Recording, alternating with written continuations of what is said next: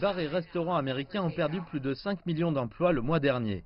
Alors que le taux de chômage du pays oscille maintenant autour de 15% et continue d'augmenter, les pertes dans le secteur de la restauration sont 3 fois supérieures à la moyenne nationale. Ce qui explique en partie l'urgence derrière la réouverture. D'ici dimanche, 47 États américains auront assoupli les restrictions. Cela inclut Rhode Island qui a été durement touché. La gouverneure Gina Raimondo a déclaré que son État serait le premier dans le nord-est des États-Unis à lever le confinement. Si l'on regarde ce qui se passe sur le terrain, les données concrètes, la situation s'améliore. Donc, nous nous trouvons dans une position plus propice pour commencer à lever les restrictions un peu plus tôt. Un soulagement pour certains clients et propriétaires d'entreprises comme Linda McKenna. Les clients étaient ravis, l'un d'eux a même dit qu'il se sentait un peu comme le matin de Noël.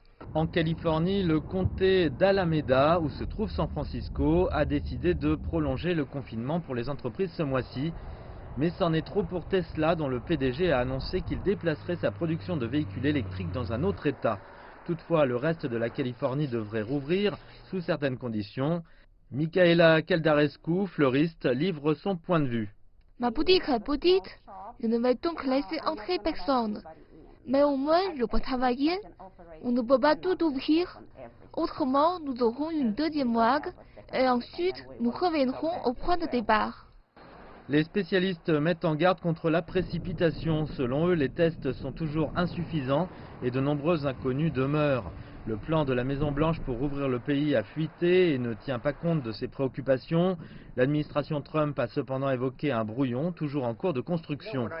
À l'intérieur, il se dit que le président Trump serait furieux après au moins 2 personnes ayant un accès quotidien à la Maison-Blanche et qui auraient été testées positives au Covid-19.